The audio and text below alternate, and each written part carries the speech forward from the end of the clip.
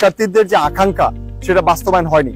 সমাজবিজ্ঞান অনুষদে যখন অংশীজন সহ শিক্ষার্থী এবং সকল ছাত্র সংগঠনের মতামত নেওয়া হয় যে গণতন্ত্রের প্রার্থিতা এবং অন্যান্য বিষয়ে কি হওয়া উচিত, তো সেই জায়গায় সবাই সকলের মতামত জানায়। তো সেই জায়গায় আমরা দেখতে পাচ্ছি যে সবচেয়ে বড় যে পয়েন্ট সেটা হচ্ছে বিশ্ববিদ্যালয়ের ছাত্র সংসদের ছাত্রদের প্রতিনিধিত্ব কারা করবে।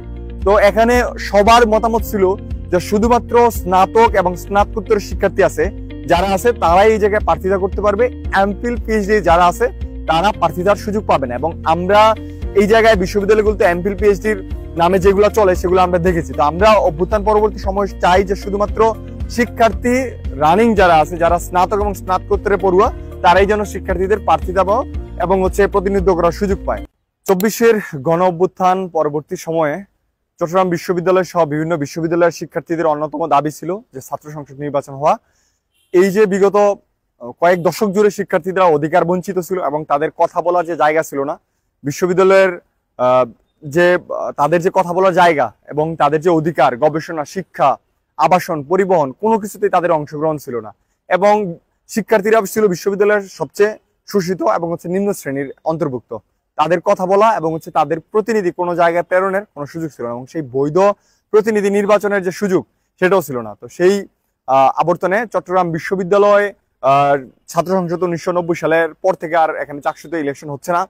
তো অভ্যুত্থানের পরবর্তী সময়ে শিক্ষার্থীদের যে আকাঙ্ক্ষা, সেই আকাঙ্ক্ষাকে সামনে রেখে চাকসু নির্বাচনে একটা উদ্যোগ নেয় চট্টগ্রাম বিশ্ববিদ্যালয়ের প্রশাসন। কিন্তু আমরা দেখতে পাই যে তাদের যে কার্যক্রমের যে গতি সেটা অনেক বেশি মন্থর। এক বছরে তাদের কার্যক্রম এখনো সবার থেকে পিছিয়ে আছে। আমরা দেখেছি এখনো ভোটার তালিকা, তারপর তফসিল কোনো কিছুই আসে নাই। তো দীর্ঘ সময় 2 মাস পর পর একটা মিটিং করে শিক্ষার্থী এবং অংশীজনদের সাথে কথা বলে যেই গঠনতন্ত্র সংশোধন এবং তাদের মতামত নেওয়া হয়েছিল, আমরা তারই ফলশ্রুতিতে সম্প্রতি একটা গঠনতন্ত্র দেখেছি। তো আমি আজকে মূলত কথা বলবো যে চট্টগ্রাম বিশ্ববিদ্যালয় ছাত্র সংসদের যে গঠনতন্ত্র এবং সেটার ত্রুটি বিচ্যুতি এবং কোন জায়গাগুলোতে আরো বেশি সুন্দর করলে সেটা আরো ভালো হইতো, সেই জায়গাগুলোতে আমি কথা বলার চেষ্টা করব। তো আমরা দেখেছি যে প্রশাসন থেকে যে গঠনতন্ত্রটা প্রকাশিত হয়েছে সেখানে 1990 সাল বা সেই সময়ের যে গঠনতন্ত্র সেইটার একটা হালকা পরিমার্জিত একটা কপি আমরা দেখেছি, কিন্তু সেই জায়গায় শিক্ষার্থীদের যে আকাঙ্ক্ষা সেটা বাস্তবায়ন হয়নি। সমাজবিজ্ঞান অনুষদে যখন অংশীজন সহ শিক্ষার্থী এবং সকল ছাত্র সংগঠনের মতামত নেওয়া হয় যে গণতন্ত্রের প্রার্থিতা এবং অন্যান্য বিষয়ে কি হওয়া উচিত, তো সেই জায়গায় সবাই সকলের মতামত জানায়। তো সেই জায়গায় আমরা দেখতে পাচ্ছি যে সবচেয়ে বড় যেই পয়েন্ট সেটা হচ্ছে বিশ্ববিদ্যালয়ের ছাত্র সংসদের ছাত্রদের প্রতিনিধিত্ব কারা করবে। তো এখানে সবার মতামত ছিল যে শুধুমাত্র স্নাতক এবং স্নাতকোত্তর শিক্ষার্থী আছে যারা আছে তারাই এই জায়গায় প্রার্থিতা করতে পারবে, এমফিল পিএইচডি যারা আছে তারা প্রার্থিতার সুযোগ পাবে না। এবং আমরা এই জায়গায় বিশ্ববিদ্যালয়গুলোতে এমফিল পিএইচডির নামে যেগুলো চলে সেগুলো আমরা দেখেছি। তো আমরা অভ্যুত্থান পরবর্তী সময় চাই যে শুধুমাত্র শিক্ষার্থী রানিং যারা আছে, যারা স্নাতক এবং স্নাতকোত্তরে পড়ুয়া, তারাই যেন শিক্ষার্থীদের প্রার্থিতা এবং প্রতিনিধিত্ব করার সুযোগ পায়। এবং চট্টগ্রাম বিশ্ববিদ্যালয় প্রশাসন সেই জায়গায় আমাদেরকে কথা দিয়েছিল এই কথা যে হ্যাঁ এটা মানা হবে। মূলত এটা একটা জনশুনানির মতো অবস্থা সৃষ্টি হয়েছিল, কিন্তু পরবর্তী সময়ে যখন গঠনতন্ত্র প্রকাশ করা হয় তখন আমরা দেখেছি যে এমফিল পিএইচডি কে যুক্ত করে এবং একটা বয়স সীমার ফ্রেমে এখানে বেঁধে দেওয়া হয়েছে যে 30 বছর বয়স পর্যন্ত ইলেকশন করতে পারবে। তা আমরা যদি তুলনামূলক অন্যান্য ছাত্র সংসদগুলো দেখি, রাজশাহী ইউনিভার্সিটি এমফিল পিএইচডি কে বাদ দিয়েছে, জাহাঙ্গীরনগর ইউনিভার্সিটির ছাত্র সংসদের জাকসুতে এমফিল পিএইচডি বাদ দেওয়া হয়েছে। শুধুমাত্র ঢাকা ইউনিভার্সিটিতে পিএইচডি যুক্ত করা হয় নাই, শুধুমাত্র এমফিল কে যুক্ত করা হয়েছে এবং বয়সের বাধা তুলে দিয়েছে। ঢাকা ইউনিভার্সিটির প্রেক্ষাপট ভিন্ন, কিন্তু এই যে চাকসু তারা জাকসু যেই দৃষ্টান্তটা স্থাপন করেছে, চাকসুর যে অংশীজন তারাও যে মতামত দিয়েছে সেটার প্রেক্ষিতে আমরা এই কাজটা করতে পারতাম, কিন্তু সেটা আমরা করতে পারিনি। পয়েন্ট নাম্বার 2 হচ্ছে এই জায়গায় আমরা যে দপ্তর সম্পাদক এবং সহ দপ্তর সম্পাদক সেই জায়গায় আমরা দেখেছি শুধুমাত্র পুরুষ শিক্ষার্থীদের সুযোগ দেওয়া হয়েছে। তা আমি এই জায়গায় মনে করি যে শুধুমাত্র পুরুষ শিক্ষার্থীদের এখানে রাখা উচিত না, এই জায়গায় নারী শিক্ষার্থীদের রাখা উচিত। এবং এটা নিয়ে নানা মহলে আলোচনা সমালোচনা হচ্ছে। যেই জায়গায় জাহাঙ্গীরনগর বিশ্ববিদ্যালয়ে এজিএস পদে একজন নারী শিক্ষার্থী এবং একজন পুরুষ শিক্ষার্থী রাখা হয়েছে, সেই জায়গায় চট্টগ্রাম বিশ্ববিদ্যালয়ের মতো একটা অগ্রগামী বিশ্ববিদ্যালয়ে আমরা দেখছি দপ্তর সম্পাদক পদে নারীদের সুযোগ দেওয়া হয় না। এবং বিশ্ববিদ্যালয় প্রশাসন বিভিন্ন সময় নারীদের প্রতি যে আচরণ এবং এই যে গণতন্ত্রে তাদের যেই অভিমত, এটা আসলে আমাদের কাছে সত্যি একটা হতাশাজনক।